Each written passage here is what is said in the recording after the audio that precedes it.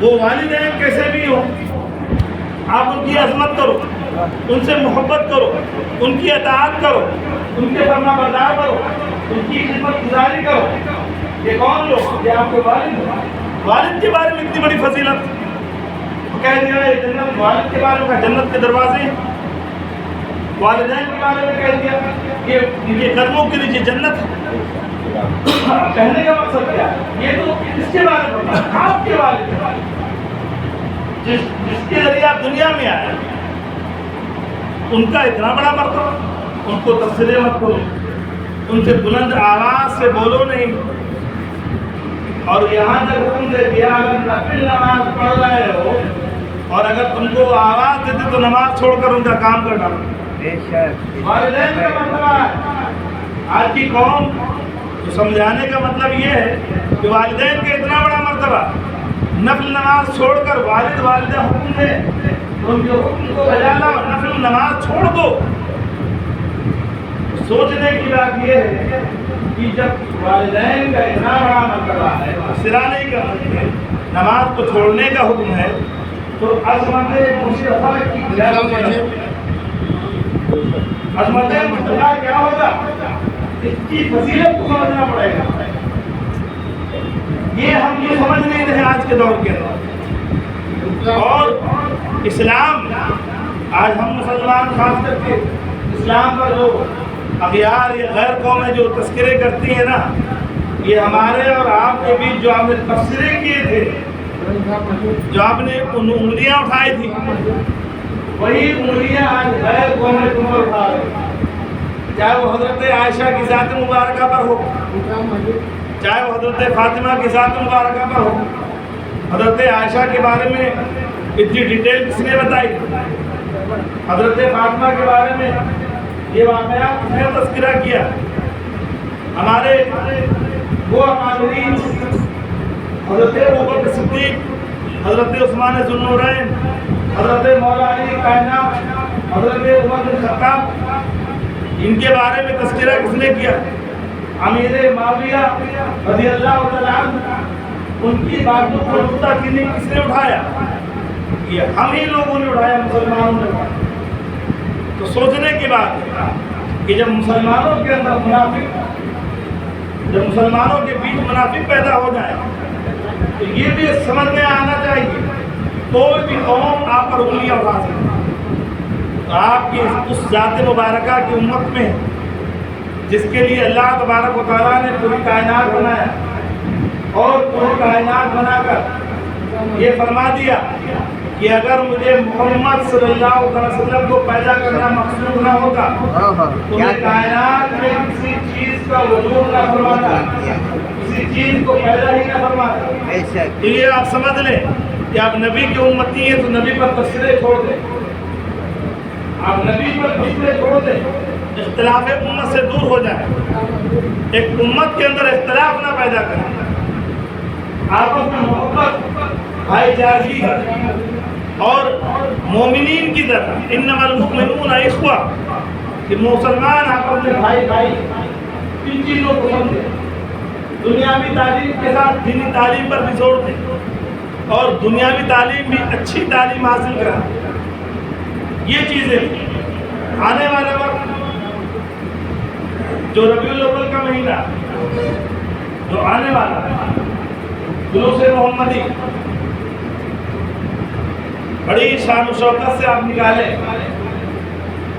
اور جب نبی کی ولادت کا مسئلہ ہو، نبی کی بات آ جائے، عظمت مصطفیٰ آ جائے، جب ایک ربیع الاول کا جب دن شروعات ہو جائے، اپنے گھروں کے اندر جھنڈے ضرور لگائیں۔ یہ بھی بلا گیا، اگر تم کو دلیل چاہیے تو میں اس کی دلیل تم کو بتا دوں، دلیل چاہیے تو دلیل بھی بتا دوں گا، لیکن لکھت طور پر دلیل دیں اور لکھت طور پر دلیل لیں۔ عظمت مصطفیٰ پر، میلاد مصطفیٰ پر جھنڈے لگانا اس کی سنت ہے، جبرائیل علیہ السلام کی سنت، حکم خداوندی تھا، حکم خداوندی ہے۔ اب جبرائیل علیہ السلام سے پوچھا جائے گا تم نے جھنڈا کیوں لگایا، وہ خود جواب دے گا۔ بات سمجھ میں آئی؟ عظمت مصطفیٰ پر میلاد مصطفیٰ ذوق و شوق سے منائیں، اور جب میلاد کا دن آئے تو 12 وفات مت کہیں، جاہلوں والا طریقہ مت اختیار کریں۔ 12 ربیع النور ہے، 12 وفات کیسے ہو سکتا ہے؟ اللہ تعالیٰ ان لوگوں کو ہدایت دے جو اس طریقے سے باتیں کرتے۔ وفات کیسے تھی؟ نبی اور وفات یہ عقیدے کی خرابی ہے۔ بے شک نبی کی وفات ختم تمہاری کہانی، نبی وفات کا، نبی تو زندہ ہے۔ بے شک اور قرآن میں کہہ دیا اللہ رب العزت نے، یا ایھا النبی انا ارسلناک شاہدا مبشرا ونذیرا وداعیا الی اللہ سراجا منیرا۔ اس کے علاوہ قرآن پاک میں شہداء کے بارے میں فرما دیا، ولا تقولوا لمن يقتل في سبيل الله اموات بل احیاء ولکن لا تشعرون۔ اب تم کہہ رہو 12 ربیع الوفات، وفات نہیں ہے، نبی زندہ ہے۔ اور اگر زندگی کی دلیل چاہیے تو متعدد مقامات ایسے ہیں، بے شک تو آپ کو دلیل تو پورا قرآن دے رہا ہے۔ قرآن کو پڑھو تو، قرآن کو سمجھو تو۔ یہ کس بیوقوف نے کہہ دیا کہ نبی دنیا سے حیات، دنیا سے پردہ کر گئے، نبی زندہ ہے؟ اور اسی کو تو اعلیٰ حضرت نے فرما دیا تھا، تو لوگ اس پر بڑی نکتہ چینی کرنے لگے۔ انہوں نے اپنے لفظوں میں اشعار میں کہا تو زندہ ہے واللہ، تو زندہ ہے واللہ، میرے چشمے عالم سے چھوٹا ہے۔ بے شک سبحان اللہ نبی کی زندگی پر تفسیر ہم کو سوچ نہیں آتی ہے کہ یہ مسلمان کدھر جا رہا ہے۔ اگر تم نے فروعی مسائل پر اختلاف کیا تو کوئی بات نہیں، یہ نبی کی ذات پر اختلاف یہ فروعی مسائل نہیں ہیں، یہ عقیدے کے اصل مسائل ہیں، اور یہ عقیدے کے ایسے مسائل ہیں کہ اس پر مسلمان کا ایمان ضائع ہو جاتا ہے، وہ ختم ہی نہیں کر پاتا۔ اور جس نے بھی کہا کہ معاذ اللہ نبی مردہ ہے، وہ صاحب ایمان نہیں۔ اور صاحب ایمان کیسے ہو سکتا ہے؟ آپ کسی بھی عقیدے میں جاؤ، چلے جاؤ، کسی بھی امام کے پاس چلے جاؤ، اگر لوگوں سے پوچھا جائے، یہ تمام لوگ بیٹھے ہیں، اگر ہم کہتے ہیں کہ عوام تو چھوڑو، علماء سے اگر پوچھ لیا جائے کہ تم یہ بتاؤ تمہارے عقیدے کا امام کون ہے، عوام تو چھوڑ دو، علماء سے اگر پوچھا جائے تو اگر 100 بیٹھے ہوں گے عالم تو شاید کہ 80 عالم 80 نہیں بتا پائیں گے، 20 بتا پائیں گے کہ ہمارے عقیدے کا امام کو۔ عقیدے کو امام کو نہیں جانتے ہو اور عقیدے پر تبصرہ کر رہے ہو۔ یہ وہی دور ہے جس میں تم ذلیل و رسوا ہوگے اور ہو رہے ہو، تم کو ذلیل کیا جائے گا، ہو رہے ہو۔ نبی کی ذات پر انگلیاں اٹھانے والے ہمیشہ دنیا کے اندر اور آخرت کے اندر بھی ذلیل ہوں گے۔ اس بات کو میں دعوے کے ساتھ لکھ کے دے دوں گا کہ نبی پر تبصرے کرنے والے، نبی کے ذات پر انگلیاں اٹھانے والے تو دنیا میں تم ذلیل ہو ہی جاؤ گے، لیکن روز محشر میں بھی تم ذلیل ہو گے۔ نماز پڑھ لیے ہو گئے مسلمان، 2 کلو گوشت کھا لیے مسلمان ہو۔ مسلمان کسے کہتے ہیں؟ مسلمان چلے تو اس کا کردار بتائے مسلمان جا، وہ بیٹھے تو اس کے عادات بتائے کہ مسلمان ہے، کھانا کھائے تو لوگ بتاتے کہ مسلمان ہے، اس کے بعد کوئی امانت دی جائے تو کہا جائے مسلمان ہے۔ کسی چیز میں ہمارے ہے سب میں ہم فراڈ۔ وہ ایک بار جو نماز آئے سجدے میں پڑھ کے مسجد سے باہر آ گئے اور مسلمان ہو، یہ کیسے مسلمان؟ ارے بعض مسلمان تو ایسے ہیں کہ ابھی جمعہ ہوگا، جمعہ کے بعد نفل پڑھنے کا ٹائم نہیں، کہہ رہے ہیں مسلمان۔ تم مسلمان قوم کا یہ اشعار، ان کا یہ مسئلہ تھا، یہ قومیں تھیں۔